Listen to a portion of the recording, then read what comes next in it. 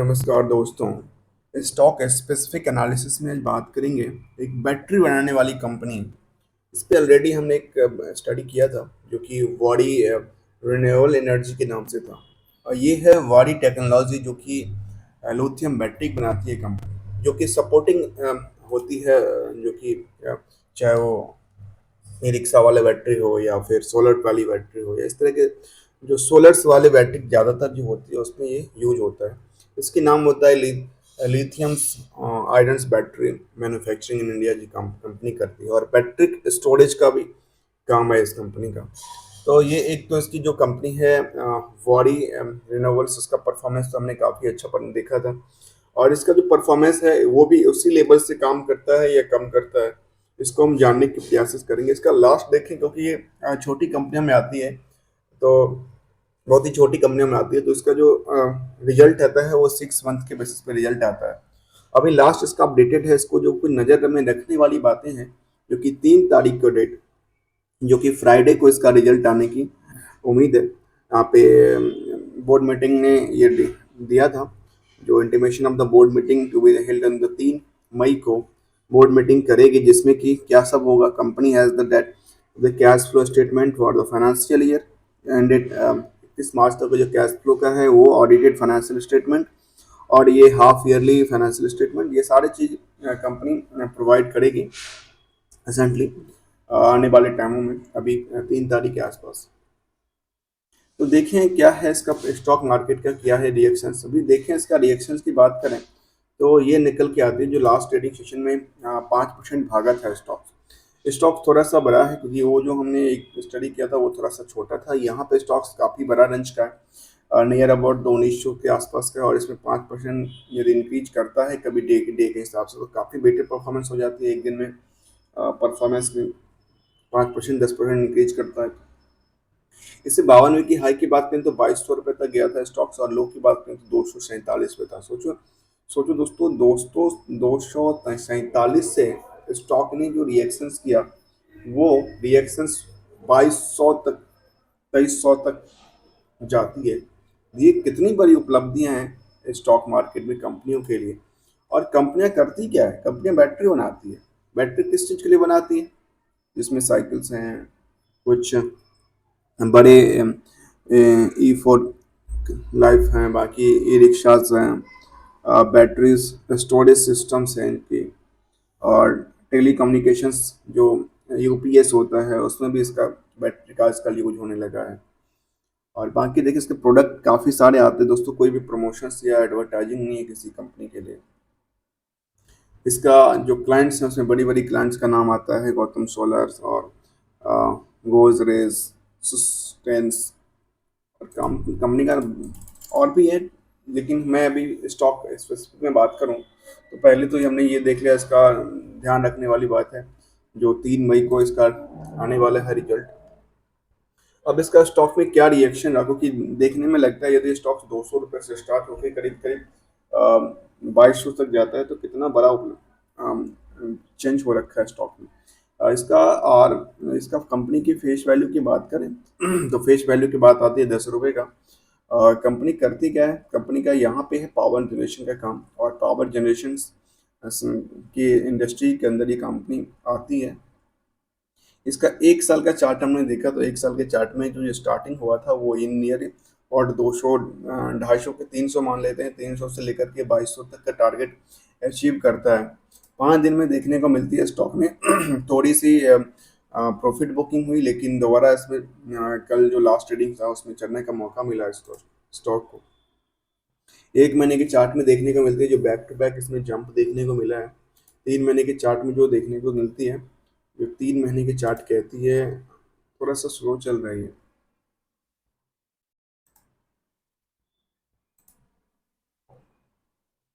जो 3 महीने के चार्ट देखूं तो 3 महीने के चार्ट में ये नज़र आती है जो स्टॉक ने बैक टू बैक काफ़ी परफॉर्मेंस किया, और स्टॉक में वॉल्यूम ऑफ ट्रेड भी काफ़ी हुआ है।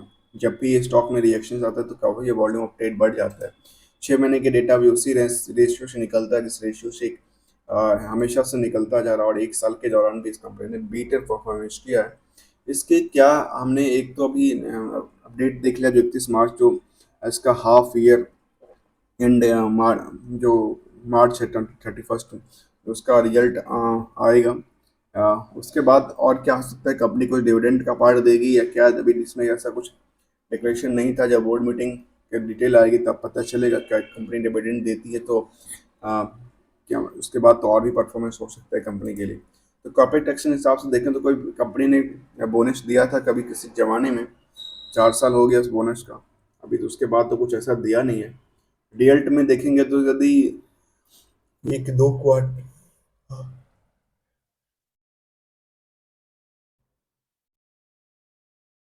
हाफ हाफ हाफ ईयरली को बेसिस को कंपेयर करते हुए देखें तो कंपनी ने पिछले कुछ पीरियड में जो है, पिछले मार्च और सितंबर में तो नुकसान ही देखने को मिला, तो कि मार्च में 21 करोड़ का था, तो वो चेंज होकर करीब 13 करोड़ पे हो जाता है।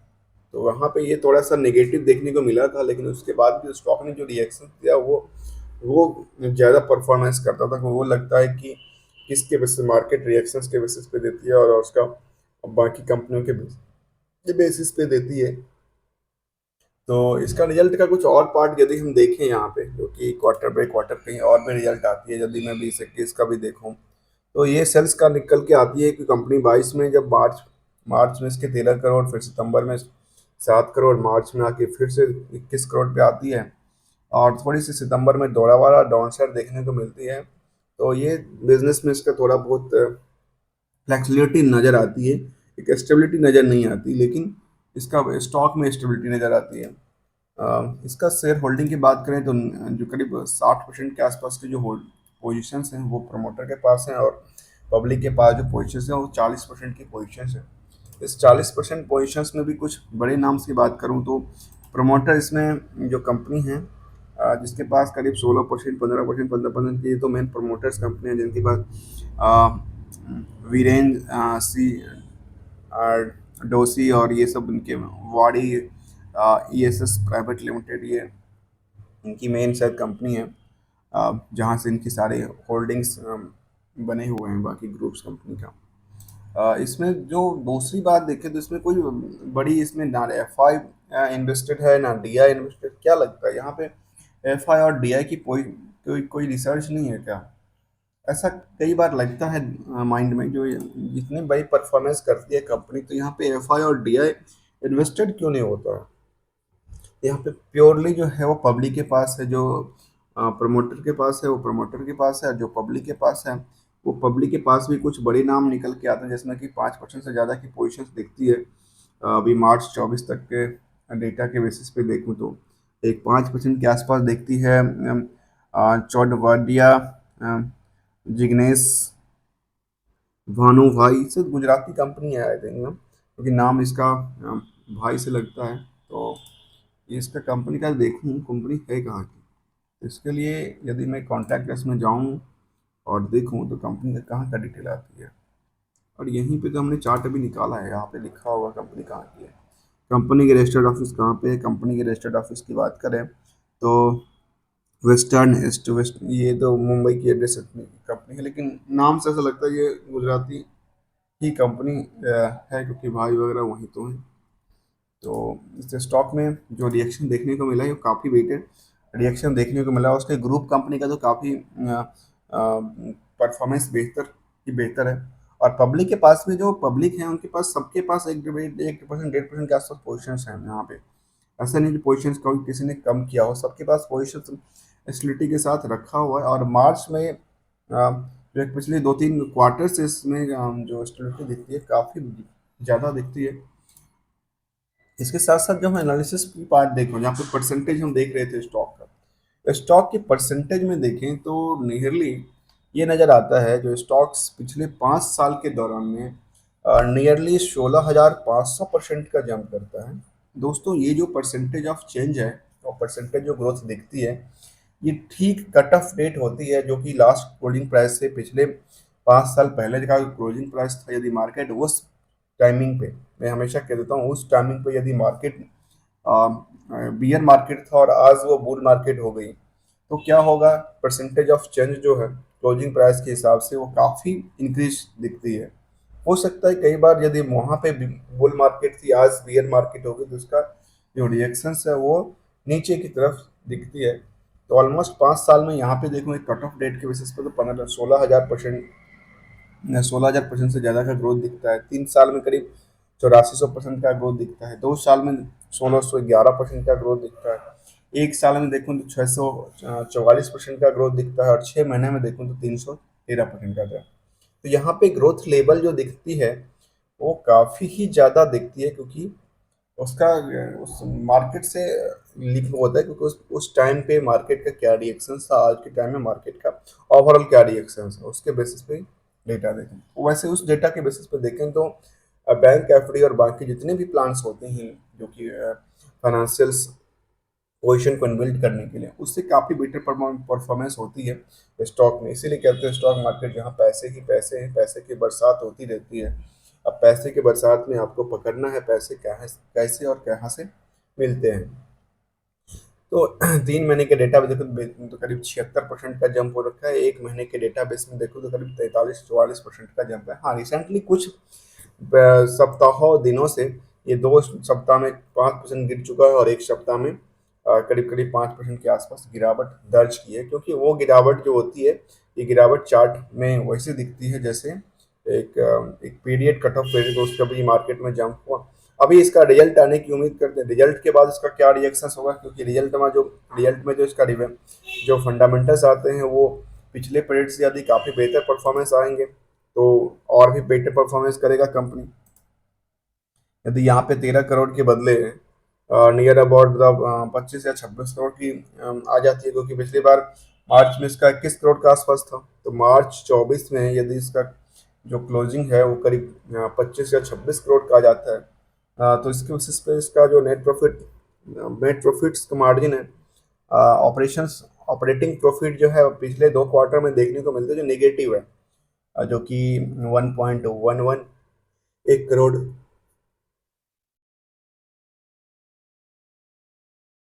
1 करोड़ 11 लाख और 1 करोड़ 60 लाख नुकसान में था कंपनी ऑपरेटिंग प्रॉफिट के बेसिस पे। तो यदि इसको 25 करोड़ और 26 करोड़ आता है और ऑपरेटिंग प्रॉफिट को कन्वर्ट कर पाता है प्रॉफिट के बाद में, जो कि पॉजिटिव में कन्वर्ट करते हैं, तो कंपनी का जो परफॉर्मेंस फिर होगा मार्केट में वो काफ़ी ही ज़्यादा अट्रैक्टिव होगा।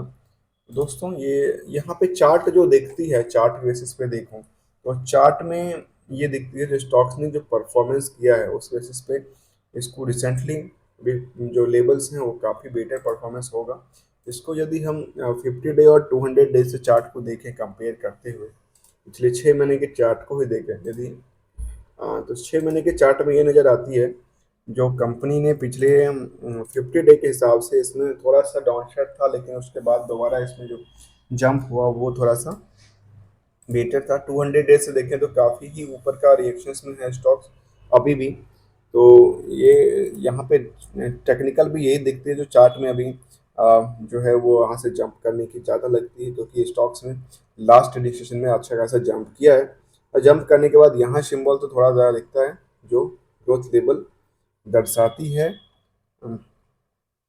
दोस्तों, वीडियो अच्छा लग रहा है तो लाइक से सब्सक्राइब करना ना भूलिएगा, क्योंकि हम बात कर रहे थे वॉरी टेक्नोलॉजी की, और ये हमने वॉरी के ऊपर दूसरा बनाया था एक वॉरी रिन्यूएबल्स एनर्जी, जिसका परफॉर्मेंस भी काफ़ी बेहतर था। और इसी कंपनी का ग्रुप कंपनी जो कि एक तो पैनल्स बनाती है, दूसरी पावर जनरेशन करती है, और ये जो power generation plus storage battery का काम करती है, लिथियम बैटरी बनाती है company. Thank you so much for joining here. यदि वीडियो अच्छा लगे तो लाइक से सब्सक्राइब करना ना भूलिएगा।